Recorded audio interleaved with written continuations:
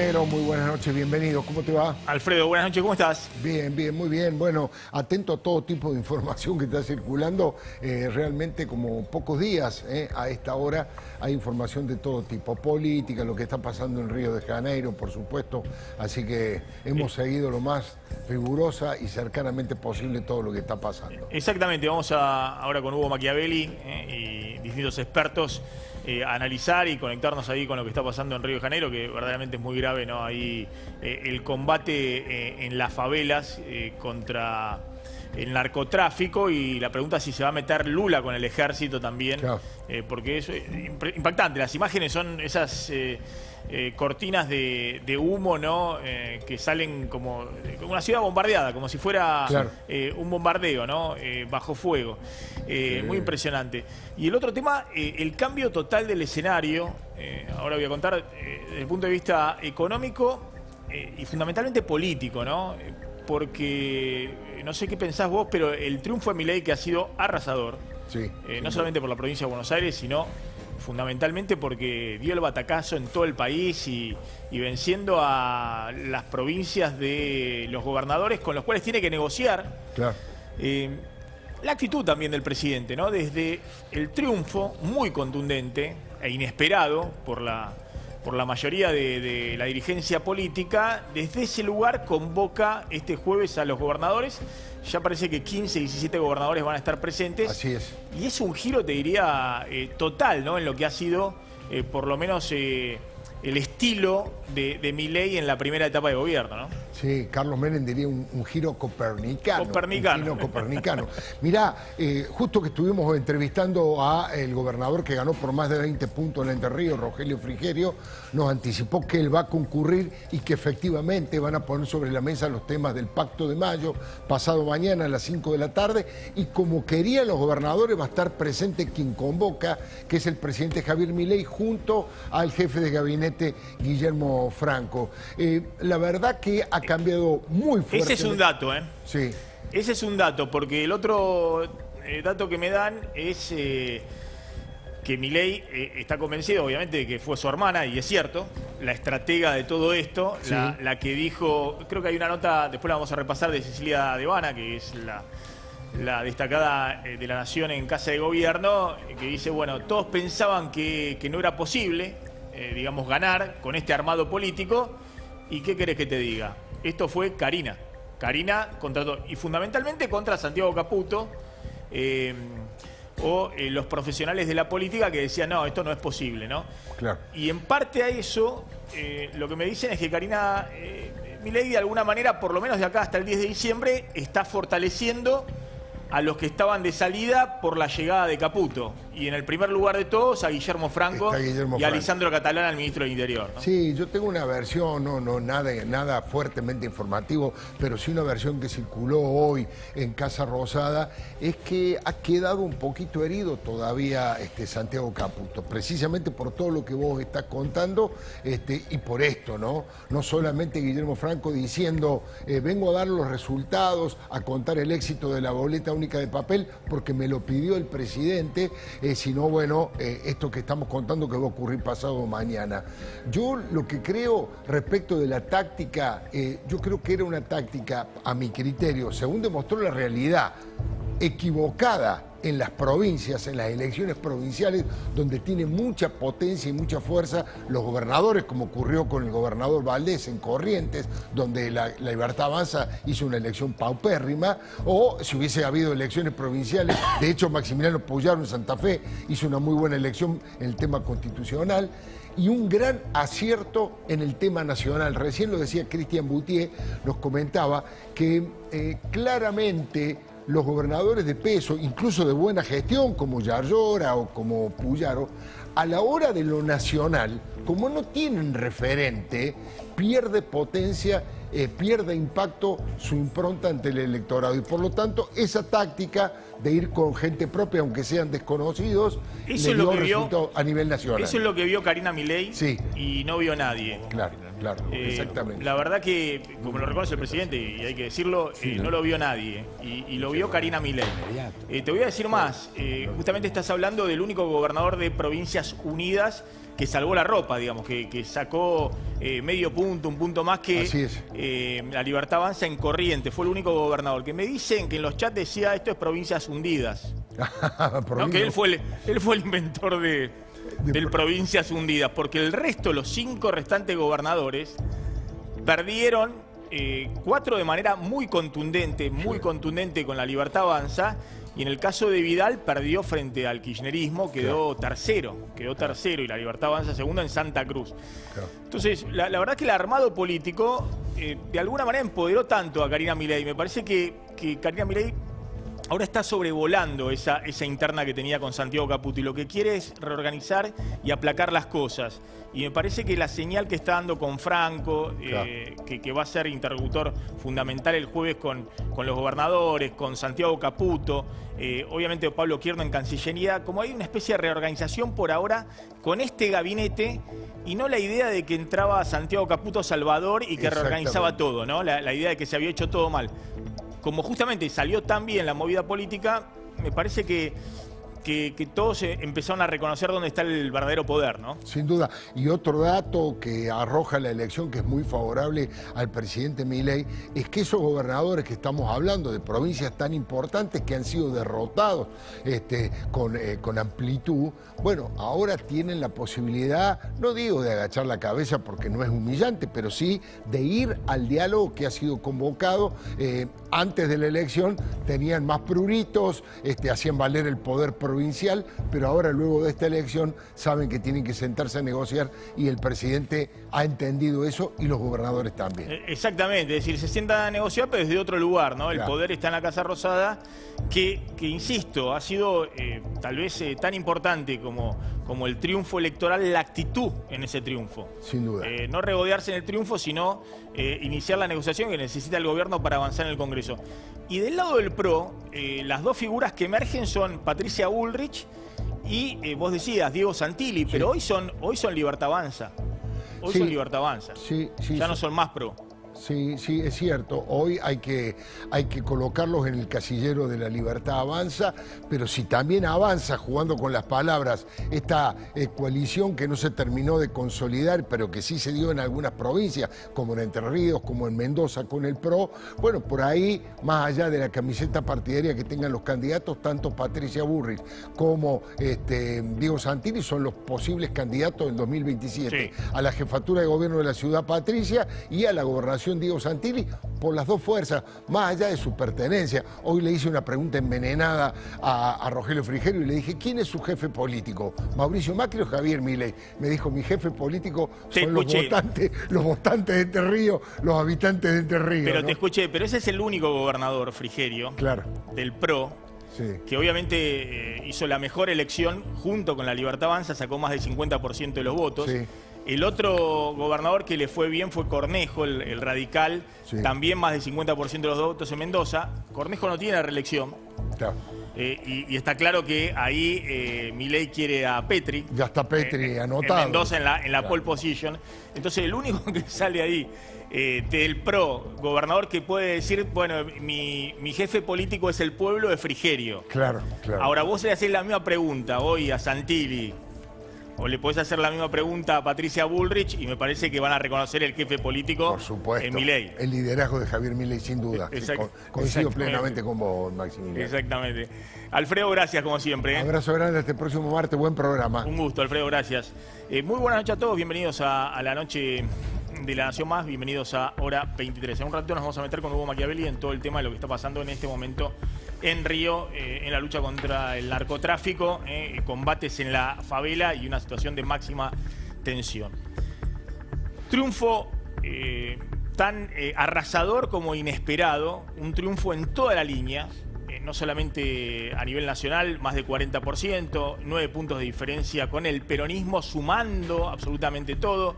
Si uno saca los que ya están y van a estar el jueves en Casa Rosada, Tucumán, Catamarca, los gobernadores peronistas que se los pone ahí cerca del armado de Cristina, más de 10 puntos de diferencia, un triunfo en la provincia de Buenos Aires totalmente inesperado, remontando los 14 puntos, pero sobre todo en las provincias más grandes donde había liderazgo fuerte de los gobernadores, un triunfo en toda la línea. grandes ganadores de ese triunfo, sin duda, el presidente y Karina Milei. Y no hay nada más. Es eso, el presidente y Karina Milei. De hecho, Martín Menem, obviamente Sebastián Pareja, Lule Menem, el armado de los Menem, debajo de Karina Milei se fortalece. Estaban de alguna manera agazapados con el casco puesto, recibiendo los cascotazos de todos lados. Karina Milei, el presidente, los grandes ganadores.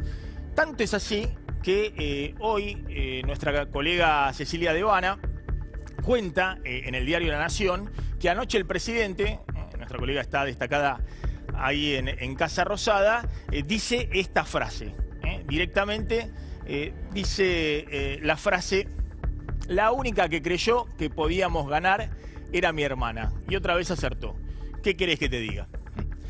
¿A qué se refiere? No a ganar a nivel nacional, sino ganar con el armado que hizo en provincias donde en vez de acordar con el radicalismo y el PRO en Córdoba, en vez de acordar, va a ser un armado en Santa Fe o en otras provincias, o en Corrientes con Valdés, o en otras provincias con los que eran sus aliados naturales en esas provincias, fue y los enfrentó.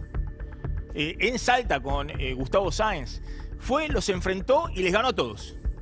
Directamente les ganó a todos. Y el único que no perdió, por ejemplo, Gustavo Valdés en Corrientes, reconoció, dijo: nos salvamos por un pelito. Así, textual.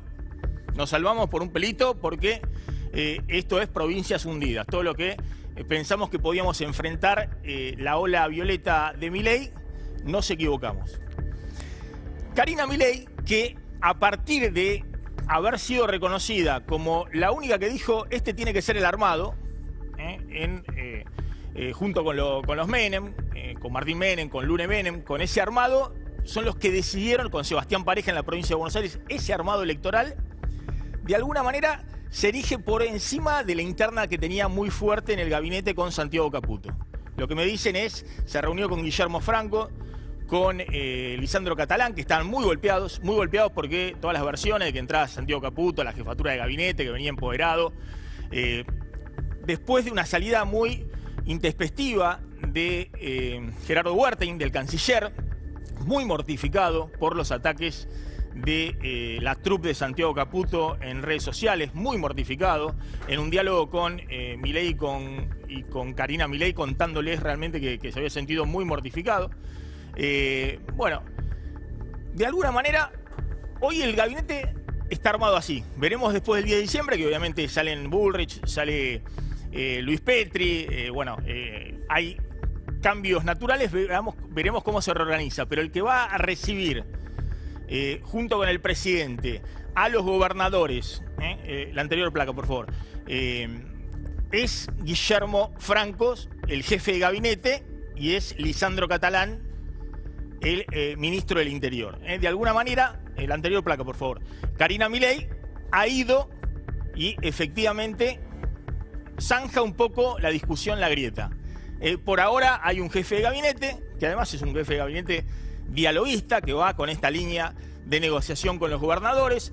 Lisandro Catalán, obviamente el ministro de Economía, Luis Toto Caputo, en la mesa de negociación, fundamental, porque es el de las efectividades conducentes, el dinero, el presupuesto, es la discusión principal, más allá de la reforma impositiva, la reforma laboral, y un canciller que tiene todo el aval también de Karina Milei, no solamente del presidente, sino también de Karina Milei.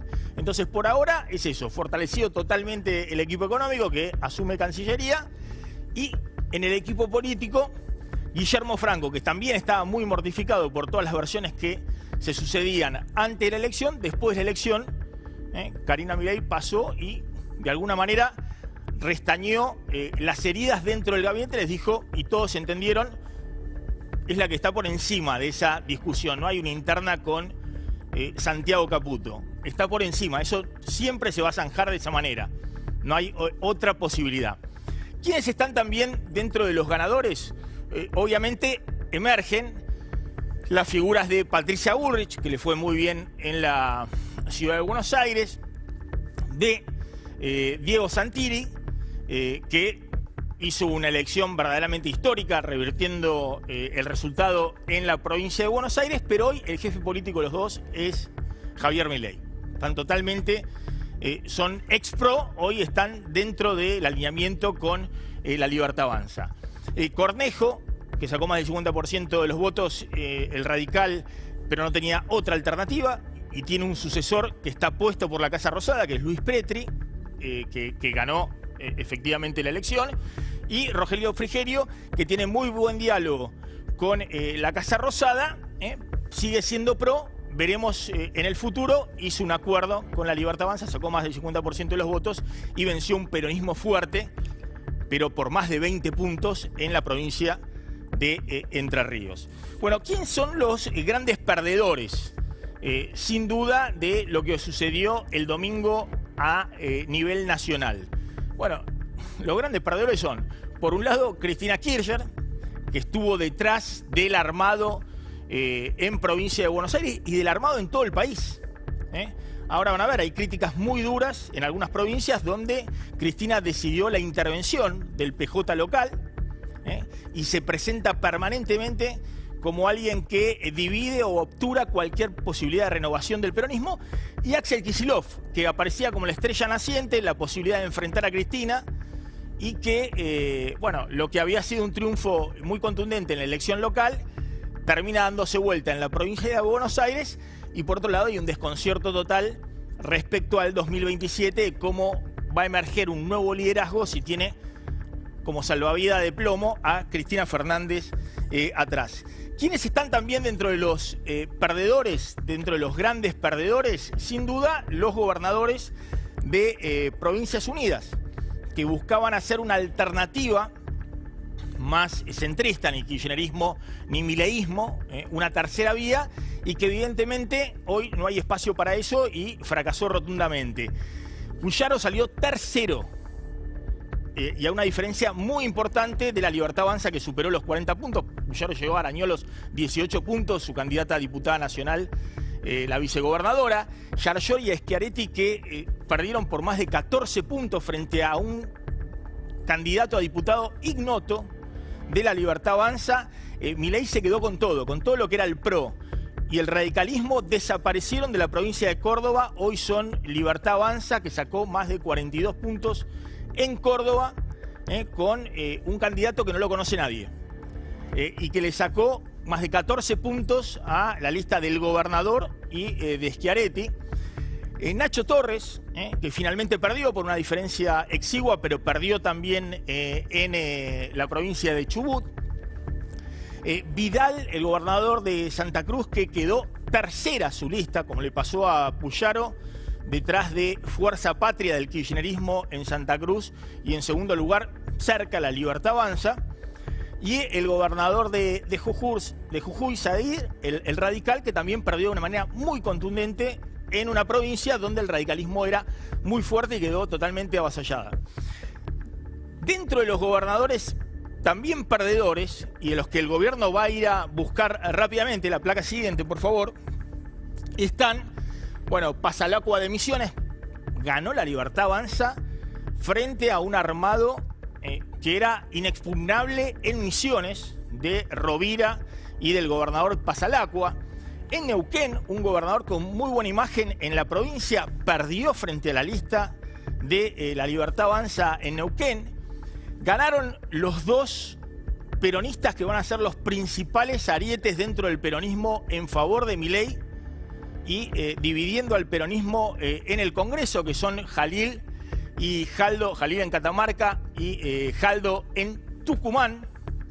Los dos ganaron y ganaron bien en sus provincias, pero están hoy en la pole position para saltar en la negociación con la Casa Rosada. Y Gustavo Sáenz, el gobernador de Salta, que también perdió de manera muy contundente en la provincia de Salta frente a La Libertad Avanza, y que estaba muy pero muy enojado, expresando justamente lo que significa para el peronismo en muchas provincias el rechazo a Cristina. Cristina le abrió una lista con Urtubey y imaginaba que iba a ser también candidato de Cristina a nivel nacional. El candidato de Cristina salió tercero, el gobernador salió segundo y La Libertad Avanza arrasó en Salta. Fíjate lo que decía Gustavo Sáenz, el gobernador de Salta. Por un lado vino la señora, intervino el Partido Justicialista. Así le fue a las provinciales. Ahora se quedó sin nada las nacionales. Tenía diputado nacional, ya no lo tiene. Tenía 2 senadores nacionales, ya no los tiene. No nos van a decir qué hacer. Muy enojado Gustavo Sáenz, que obviamente con el poncho hace 10 días se había puesto el poncho para criticar a Milei en Plaza de Mayo, que había sido un gran aliado de Milei en el Congreso, con todo, pero cuando se dio cuenta que, o pensó que el humor social iba para otro lado, se puso con la guitarra en Plaza de Mayo a criticar a Milei. Hoy se pone el poncho, va a estar el jueves seguramente de manera muy prolija y muy alineado con la Casa Rosada. La Casa Rosada, después lo va a contar Delfina Galarza, tiene por primera vez una oportunidad histórica de olvidarse de los vetos a los DNU, de los DNU, de blindar la cuestión a un eventual juicio político, sino ir por mayorías agravadas en el Congreso para avanzar con la aprobación del presupuesto, la aprobación de reformas, puede ser la reforma impositiva o la reforma laboral que quiere impulsar el gobierno, u otras leyes, porque fíjense cómo queda el tablero del Congreso de la Nación, lo que hizo la consultora 1816. La Libertad Avanza en la nueva composición, Libertad Avanza y PRO, va a tener 110 diputados, de los cuales 94 son de la Libertad Avanza y el resto son del PRO. Le queda muy poquito, el PRO ha perdido más de la mitad de su bloque. Esos 110 diputados son el 43% del Congreso. Hoy tenía, sumando todo, apenas el 31 y hacía fuerza con unos aliados para llegar al tercio, el famoso 33%, el tercio que le podía blindar los vetos presidenciales. A veces los consiguió y otras veces, sobre todo este año, no lo consiguió. Este 43%, 110 diputados, es lo que están mirando, insisto, esto es la consultora favorita de la City, es lo que están mirando todos los agentes económicos de adentro y de afuera respecto a lo que viene desde el punto de vista del Congreso. Estos 110 diputados, el gobierno le puede sumar en una negociación 46 diputados de la oposición blanda, que son Provincias Unidas, más algunos peronistas que no están en Provincias Unidas, Jaldo, Jalil, Sáenz, otros peronistas que son dialoguistas, el propio Vidal en Santa Cruz. De esos 46, si negociara con ellos, 110 más 46, son 156 diputados. Es decir, estaría muy cerca, 43% más 18%, arriba del 60% de la Cámara de Diputados. Está muy cerca de los 2/3 en la Cámara de Diputados, si efectivamente inicia una negociación importante. Pero sin duda, con cualquier negociación, está muy holgado por arriba del quórum de 129 diputados. Por eso, el presidente ya no habla más ni del DNU, ni de los vetos, ni del tercio, ni de lo que buscaban, sino que ha sido tan excepcional la elección que lo que está hablando es de que se viene el Congreso más reformista de la historia argentina. Lo que está diciendo es que va a ir a buscar los acuerdos políticos para pasar en el Congreso leyes que hasta ahora nadie podía pasar, o que era impensado que pudiera pasar un Milei libertario aferrado al discurso que tuvo en la primera etapa de su gobierno. Veamos en el Senado, porque la gran sorpresa ha sido el Senado. Se votó en 8 provincias senadores, la Libertad Avanza ganó en 6 de las 8 provincias y en la 7ª provincia sacó un senador. Es decir, sacó 13 senadores de los 24 senadores que se ponían en disputa en esta elección. Con lo cual, en la nueva composición, hoy tenía nada más que 13 senadores entre el PRO y la Libertad Avanza, el 18%. En la nueva composición, y lo dijimos la semana pasada, dijimos que, ojo, que no solamente iban a superar o podían llegar a superar el tercio en la Cámara de Diputados, sino que podían llegar al tercio en el Senado. Y efectivamente están en el tercio del Senado, entre la Libertad Avanza y el PRO. Y hay 20 senadores de la oposición dialoguista que podrían sumarse si hay una buena negociación política de la Casa Rosada, con lo cual uno suma 33% más 28%, es decir, la Casa Rosada podría tener más del 60% de senadores, está cerca de los 2/3 en una negociación política, excluyendo a la oposición dura que es el kirchnerismo. Es decir, se abre una nueva etapa porque no solamente es mayoría simple para aprobar leyes, Congreso reformista, no más DNU, sino tal vez una negociación por jueces de la Corte o Procurador General de la Nación que requiere los 2/3 de los votos sin necesariamente pasar por San José 11-12, es decir, sin necesariamente pasar por una negociación con Cristina Fernández de Kirchner. Este nuevo escenario político abre obviamente un nuevo escenario económico y por eso lo que ha pasado en los últimos 2 días con el mercado financiero y por eso cómo se ha abierto el esquema de instrumentos de la política económica mirado hacia adelante. Es decir, un gobierno que llegó con el apoyo de Estados Unidos con la lengua afuera en términos económicos a la elección, pero que ahora tiene un panorama totalmente distinto, anclado en un escenario político que solo Karina Milei parece ser que veía venir, porque absolutamente nadie anticipó. Nos metemos con este disparador, nos metemos con el tema, lo que está pasando en Río de Janeiro, con la guerra contra el narcotráfico y vamos a desmenuzar también todos los datos de lo que ha pasado en las últimas horas post-elección y sobre todo lo que se viene el jueves en la Casa Rosada, en esta convocatoria que ha hecho de último momento la Casa Rosada a los gobernadores para una negociación política frente a frente, Milei con los gobernadores después del triunfo electoral del domingo.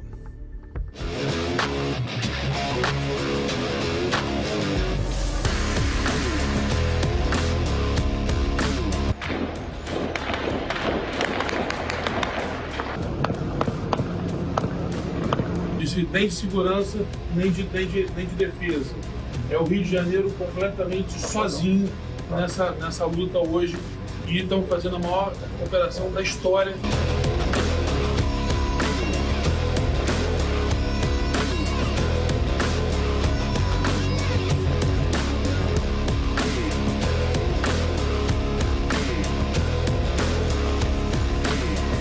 É bem difícil ser carioca hoje.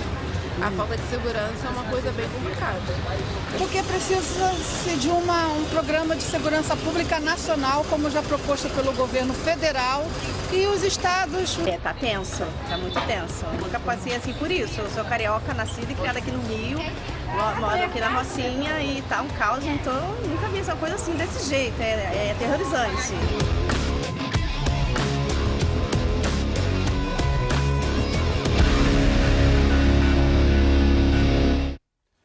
Bien, ya estamos con Delfina Galarza, con Hugo Machiavelli. Sí, Hugo, ya nos vas a contar con lo que está pasando en Brasil, con Pablo Fernández Blanco. Se suman Diego Aguilar, ex embajador argentino en Brasil. Está Gila Vilker, gracias Gila por venir como siempre. Y se suma Alejandro Casaglia, que es experto en narcocrimen. Bueno, Hugo, fueron imágenes muy impactantes las que se vieron. Totalmente. Hoy casi un escenario de guerra. ¿En qué favela de Río de Janeiro? Son 2 favelas, las más importantes, la que controla absolutamente de manera completa Comando Vermelho. Recordemos que es una organización que nació en los años 70, que se expandió a Brasil, pero que controla sobre todo el territorio de Río de Janeiro. Inspiró al PCC, que si querés es la organización paulista más importante, que tienen una capacidad de poderío, como pasó hace 20 años, de atacar a todas las comisarías simultáneamente, como pasó, me tocó estar en San Pablo. El primer comando capital. El primer comando, junto con el Comando Vermelho, porque se distribuyen la forma lógica de esa imagen poderío. de la derecha, tremendo, ¿no? De tremendo. las cortinas esas de humo, casi parece territorio bombardeado. Es que no pudo entrar la policía militar. Apocalíptico. Empezaron a de las tumbar favelas. micros en las puertas y la policía militar, por más que tenía los mejores armamentos, no pudo penetrar. Ahora, te cuento lo que está pasando en este momento. Lula viene de una reunión con Trump, está tomando la decisión si manda el ejército, porque recordemos que Claudio Castro, quien acaba de hablar ahí, y hay información, es el que maneja el Estado de Río de Janeiro y es contrario al Partido de los Trabajadores que lidera Lula. Tiene que haber una posibilidad de una intervención que puede ser muy breve para que el ejército llegue al lugar, porque las fuerzas militares de Río de Janeiro que controla Claudio Castro están intentando derrotar al Comando Vermelho. Hay 70 muertos. Sí, más de 70 muertos, más de 80 dentro detenidos. De los narcotraficantes y también muertos de la fuerza de seguridad. Del cuerpo BOPE, sobre todo, ¿no? Que son de la tropa de élite que la policía entra militar, exactamente. Ahora, en la favela. Exactamente. Es muy importante entender que Claudio Castro, el gobernador de Río de Janeiro, acaba de decir que va a trasladar a 10 presos de alta seguridad que desde las cárceles de Río están comandando el operativo, con una inteligencia y con un poderío armamentístico que para nosotros es sorpresivo, pero para que entendamos. Comando Vermelho, PCC se reunieron en un ataque hace algunos años, también estuve en la Triple Frontera, en donde pusieron a Ciudad del Este casi de rodillas con un comando que golpeó a Prosegur, seguramente Alejandro, y con utilización de armamento desconocido para esta zona, que también está en la Argentina, que opera cripto, que opera ahora Pablo Fernández Blanco, seguro lo cuenta, que opera el lavado de dinero y que tiene conexiones y que fueron los primeros que dieron armas al Grupo de los Monos en Rosario, para que entendamos. Cuando hubo el primer allanamiento al Grupo de los Monos, sí, las armas que tenían era el Comando Vermelho. A ver, Diego. Sí, bueno, yo, como ustedes saben, fui embajador en Brasil, ya estaba desarrollado esta guerra interna con el Comando Vermelho en Río y con el primer Comando Capital en San Pablo. Estamos hablando de 30 y 40.000 hombres cada uno, son ejércitos, sí, realmente. Es distinta la situación acá, ¿no? Acá cuando entra el Grupo Halcón o los grupos especiales en un allanamiento no hay prácticamente oposición. No hay nada acá hay un combate, fíjense, no sé si está la imagen, le han disparado con misiles desde drones a la Policía Federal o a la Policía Militar brasileña, digamos. El ¿no? armamento que tiene... en el 2010, que era el gobierno de Lula, creo, ¿no? Entró en las Fuerzas Armadas directamente a la favela, pues no podía entrar ni siquiera la Policía Militar. En este momento se da además mezclado con este combate policial y los narcotraficantes, un conflicto político, porque el propio, recién en la conferencia de prensa, el gobernador Claudio Castro hacía mención a que estaban solos, que estaban sin apoyo del gobierno federal. Entonces se mezcla la política con este tema. Yo creo que ineludiblemente el presidente Lula va a tener que enviar al ejército, pero lo tiene que hacer en acuerdo, o sea, se mezcla la lucha contra el narcotráfico y los conflictos políticos. Una suerte es todo el internos. sitio, ahora no me acuerdo cómo se llama, no sé si... Toque de queda lo llaman. Sí, pero tiene un nombre para solicitar el permiso de intervención federal en el claro, está Alejandro Casaglia, que es experto en narcotrimen. ¿Qué es esto?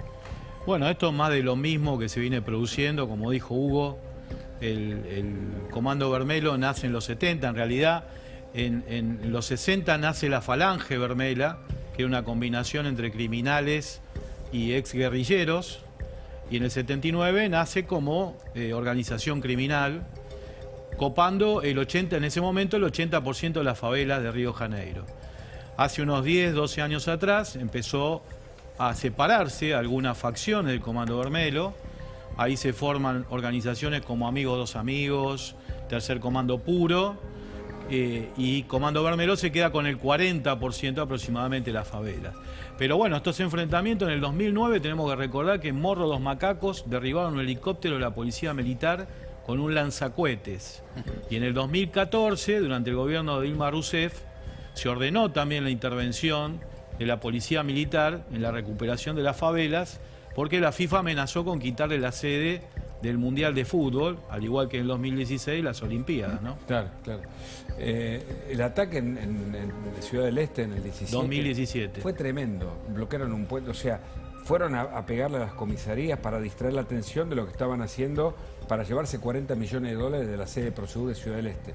Los buscaron, detuvieron a más de 10 personas, uno de los organizadores de nacionalidad argentina paraguaya, para que entendamos cómo funcionan estas organizaciones por debajo de lo que nosotros suponemos, ¿no? Sí, totalmente. En el 92 se van a producir dos hechos puntuales para el crecimiento, por ejemplo, del PCC, que en este momento PCC y Comando Vermelho... El primer Comando Capital. El primer Comando Capital y el Comando Vermelho este año firmaron un acuerdo de paz, de no agresión, y eso hay que entenderlo porque cuando entre ellos no guerrean, se empiezan a expandir. ¿Cómo logró Argentina hasta ahora blindar sus fronteras? Porque no operan en la Argentina. Sí, en el norte de nuestro país, ya desde hace más del 2020 por lo menos, que operan en las provincias del norte. Sí. Y también... No, pero digo, no operan, no hay territorio controlado porque ellos hacen alianzas. Comando Capital ni por el Comando Hacen Barrera. alianzas. Por ejemplo, ellos establecen algunos líderes, como hicieron en Pedro Juan Caballero, como hicieron en Bolivia. Claro. Desplazan gente que hace acuerdo con las otras organizaciones y esa es la expansión, no es que vienen a colonizar. Y acá tenemos presos. Acá en Rosario, en Rosario con el clan Alvarado, también ahí hay una negociación, teniendo en cuenta que Alvarado es hijo de paraguayos y en Paraguay el PCC está full. En la medida que vos no lo frenás, que el Estado no se pone firme, ellos avanzan y avanzan porque tienen una capacidad de captación, sobre todo los chicos, que empieza una escuela del crimen. Ahora el que buscan, por ahí está la foto, se llama Deco, si no me equivoco. ¿Es al que entraron a buscar? Entraron a buscar, están pidiendo, bueno, $20.000 creo de recompensa, pero se le adjudican 100 homicidios. Un hombre implacable, ¿no? De esos que uno ve en las películas. Sí, Maxi, nosotros tenemos también desafortunadamente en la Argentina historia con el Comando Vermelho. No es lo que está pasando en Río, obviamente, pero hay ramificaciones acá. En el año 2023, concretamente en noviembre, hubo una redada importante. Trataron de apresar a 2 personas que siguen estando prófugas, pero de todas maneras la justicia avanzó e hizo algunos hallazgos. Primero que nada se llamó Operación Cripto. Esto se trataba de una red compleja de lavado de dinero proveniente del narcotráfico, principalmente por una suma estimada en $520 millones. Narcotráfico sobre todo, pero también contrabando de armas. Y lo más importante acá era el lavado de dinero, con lo cual, bueno, acá hay derivaciones, triangulaciones con respecto al negocio en Brasil, en Paraguay y en la Argentina. Bueno, a ver, Hugo, aportemos unos datos adicionales a lo que está sucediendo en este momento. Armamento muy pesado. Sí. Hay la imagen esa de drones disparando contra las fuerzas policiales. Lo que hicieron fue, frente a los ataques que comandó las fuerzas militares y el comando BOP. ¿En Brasil hay libre deportación de armas o no?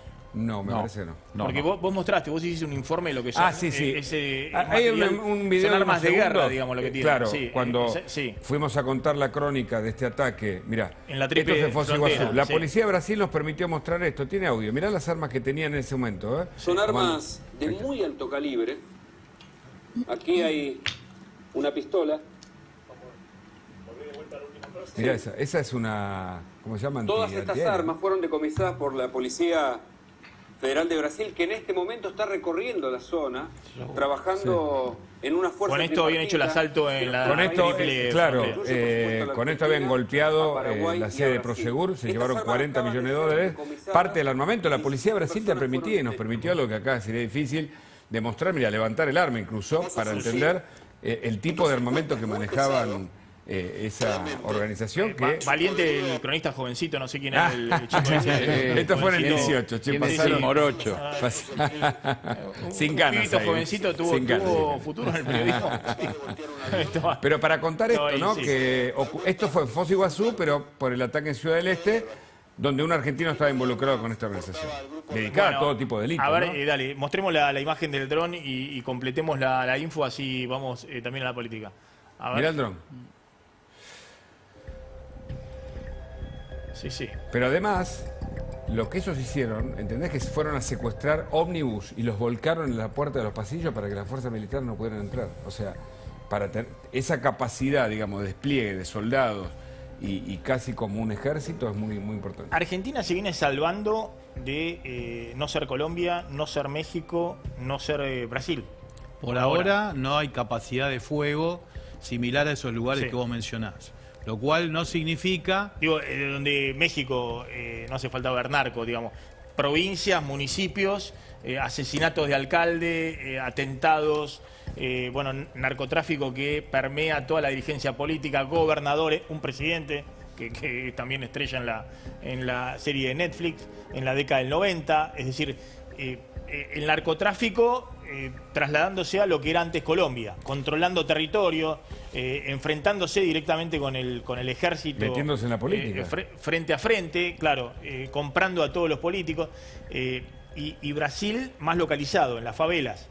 Sí, Brasil en todo el territorio. Sí. Tener presente que, por ejemplo, el PCC tiene presencia en el 70% del territorio. Y tienen combates. El año pasado, por ejemplo, en Brasil hubo 3.500 asesinatos. Y de todas maneras, la tasa de asesinatos cada 100.000 habitantes es la más baja este año de los últimos 11 años, que es 21,1 asesinatos cada 100.000 habitantes. O sea, vos pensás que nosotros tenemos 3,8 cada 100.000 habitantes, que es la tasa más baja casi de la región. ¿Ellos tienen cuánto? 21,1. Bien, a ver, me quiero meter con el tema que veníamos hablando, ¿no? La nueva redefinición de la política, el nuevo escenario. Milei convocando el jueves a los gobernadores. Exacto, Maxi, como vos lo adelantabas en la editorial, a ver, el gobierno va en busca de aquellos aliados que, bueno, quedaron golpeados a lo largo del año, estoy hablando sobre todo en el Congreso, ¿no? Aquellos aliados que responden a los gobernadores en primer lugar de Provincias Unidas, pero también aquellos que funcionaron, digamos, como aliados muy cercanos, los peronistas, por ejemplo, como Jaldo, ¿no? Que lo nombrabas recién, que en el último tramo podemos decir que hubo ciertas fisuras con el gobierno. Acá vemos algunos de los que ya dieron el sí, o muy probablemente vamos a ver el jueves en la convocatoria que hace el gobierno. A ver, te cuento un poco de esta convocatoria. ¿Quiénes van a estar? Por supuesto va a estar el presidente, va a estar el ministro de Economía, Luis Caputo, y también va a estar el ministro de Interior, Lisandro Catalán, ¿no? Quien está además a la cabeza de esta convocatoria, por supuesto, es el jefe de gabinete, Guillermo Francos. A esta hora lo que me dicen los gobernadores es, y dentro de lo que es gobierno, es que estarían convocados todos aquellos que funcionan como aliados. Es decir, dice llanamente, quienes quedarían excluidos son los gobernadores, kirchneristas, ¿no? Podemos decir Axel Kicillof, Sergio Silioto de la Pampa y también Gildo Infran. El resto están todos convocados. Esta es la realidad. Son los que, te hago un alto acá, son los que firmaron el Pacto de Mayo. Esa es la intención del gobierno y a estas horas pareciera ser que va a ser una convocatoria masiva y que el gobierno va a tener esa foto, ¿no? Sí. Lo de Provincias Unidas es otra cosa, es otra negociación. Porque, como contaba, Misiones, Pasalacua. Sí. Gustavo Sáenz de Salta, Jalil de Catamarca, Jaldo de Tucumán, Rolo Figueroa de Neuquén. Sí. Esos convergen en una negociación donde, como dijo Milei, salieron segundos en sus provincias, así que vamos a negociar y vamos a sentarnos. Y después vamos a ver los de Provincias Unidas. Uno tiene la impresión que también tienen buena voluntad de negociación, pero eso están en un armado político distinto. Vamos a ver si logran sostenerlo, ese armado político. Tienen una llave, Maxi, tienen una llave muy importante, porque el destino de los próximos 2 años lo definen estos 50, 46, según como son las cuentas. Vos presentaste 46, algunos hablan de 50, sí, son 50. Que están en el medio. Que están en el medio, y ahí está bueno lo que vos diferenciás. Una cosa es Provincias Unidas, otra cosa son los oficialismos provinciales no alineados, ¿no? Sueltos, más fácil.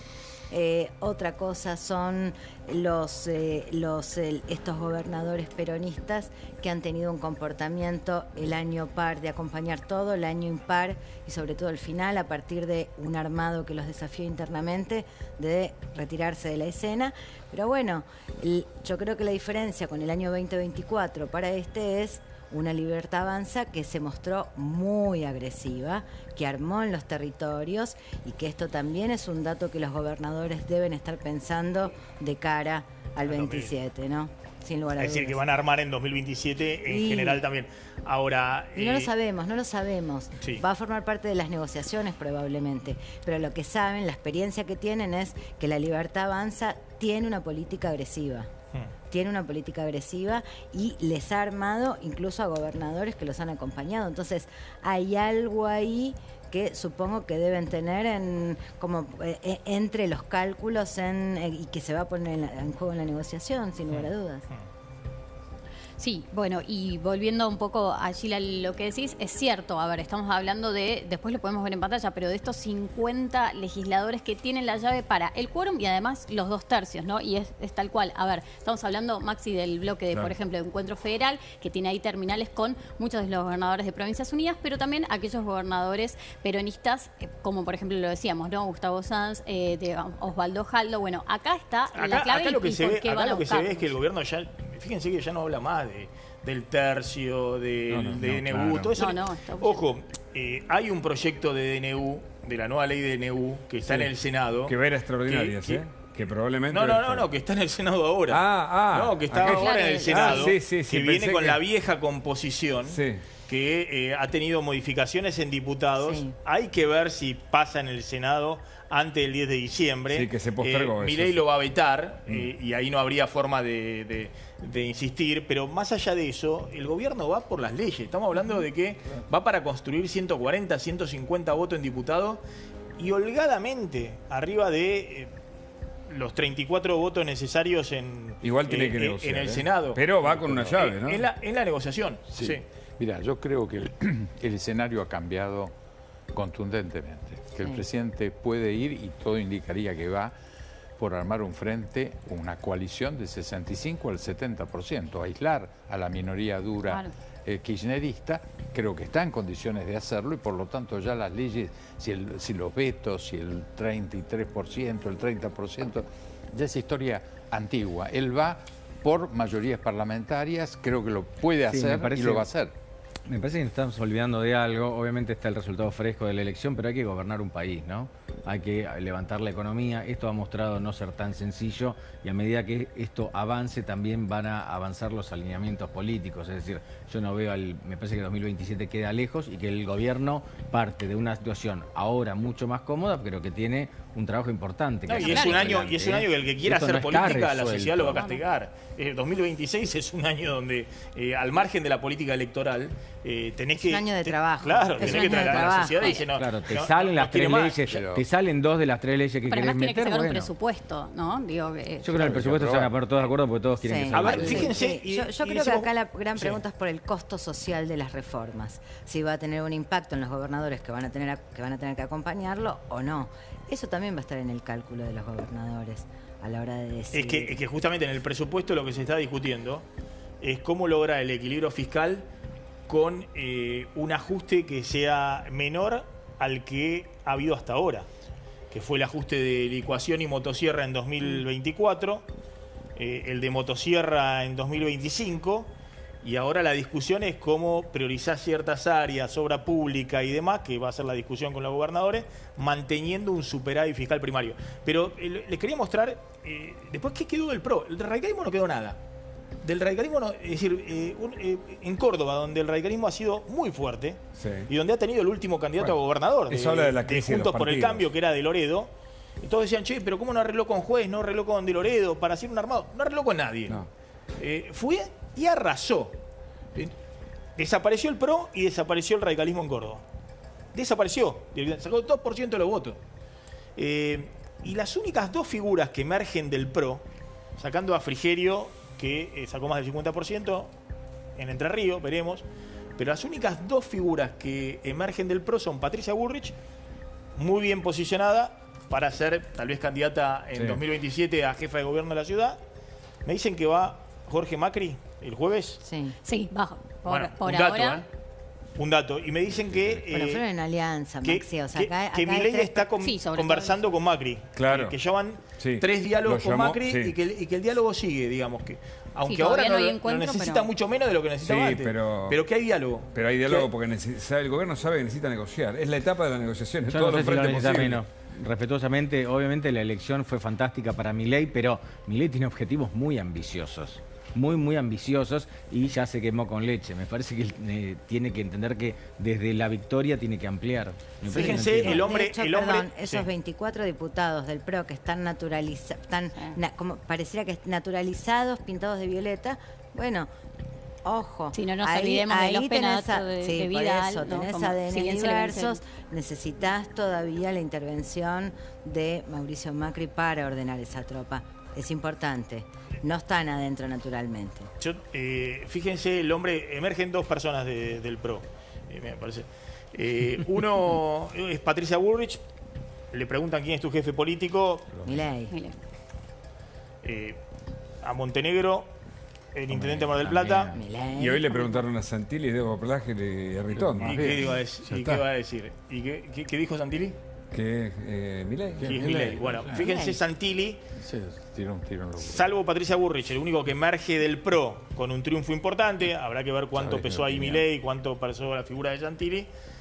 Rapándose la cabeza, es decir, en toda la liturgia de incorporación a La Libertad Avanza.